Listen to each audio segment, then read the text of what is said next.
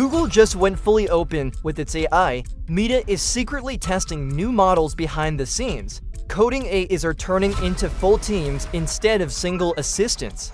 And a tiny model just started outperforming giants, all in the same week. This isn't just another update cycle.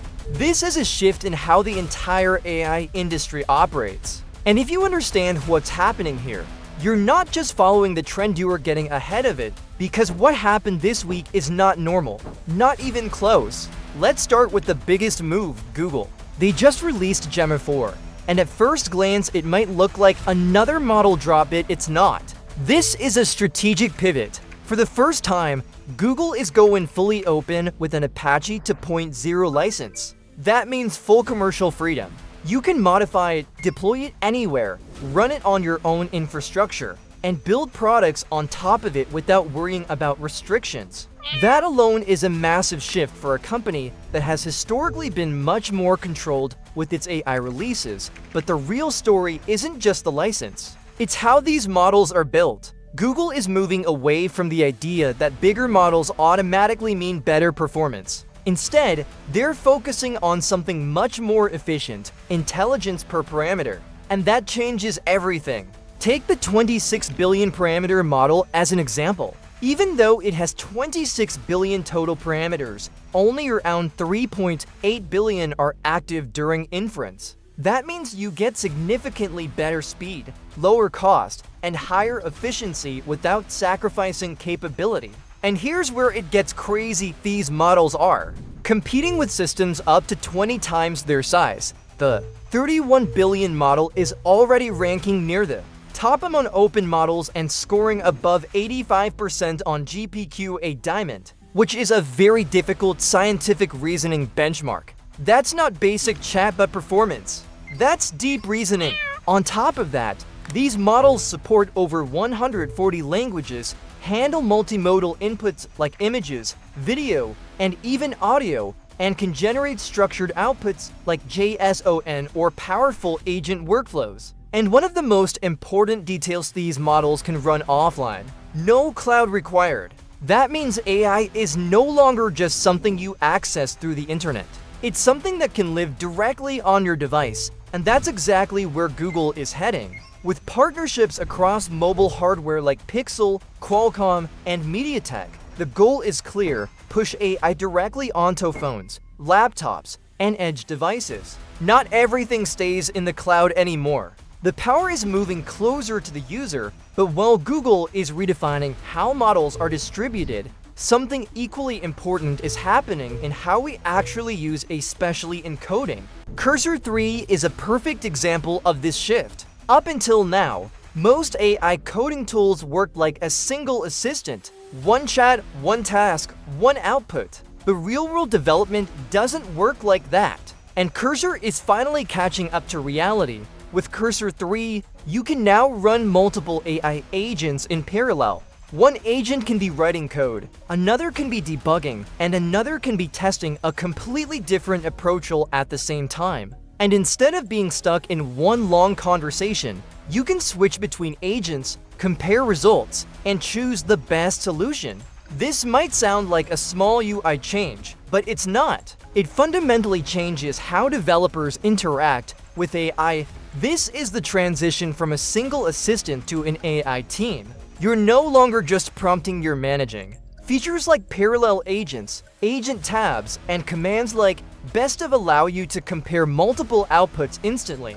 Worktree support lets you isolate different coding paths without breaking your main project. The result is a system that feels less like a chat and more like a full AI-powered workspace. And here's the key insight: this doesn't replace the developer. It upgrades them. The developer becomes the decision maker, the one directing multiple AI systems instead of relying on a single answer. That's a huge shift in leverage. Now, while all of this is happening out in the open, Meta is taking a very different approach. They've been unusually quiet, but behind the scenes, there's a lot going on.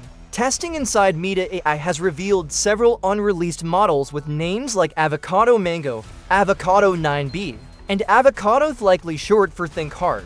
And while the names might sound random, the implications are not. These models appear to have strong multimodal capabilities, with some even generating complex outputs like SVG graphics from prompts. That suggests Meta is pushing toward more advanced reasoning and creative generation.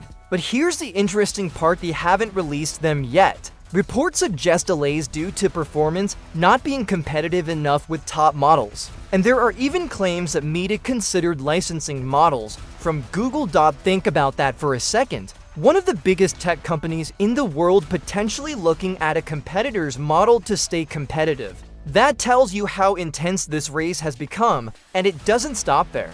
Meta is also experimenting with specialized agent modes, like a document agent and a health agent. This points to a broader trend across the industry, moving away from one general AI toward multiple specialized systems designed for specific tasks, instead of one tool that tries to do everything. We're heading toward ecosystems of focused AI agents working together, but the most underrated development this week might actually come from the Technology Innovation Institute. They released Falcon Perception, a vision model with just 600 million parameters.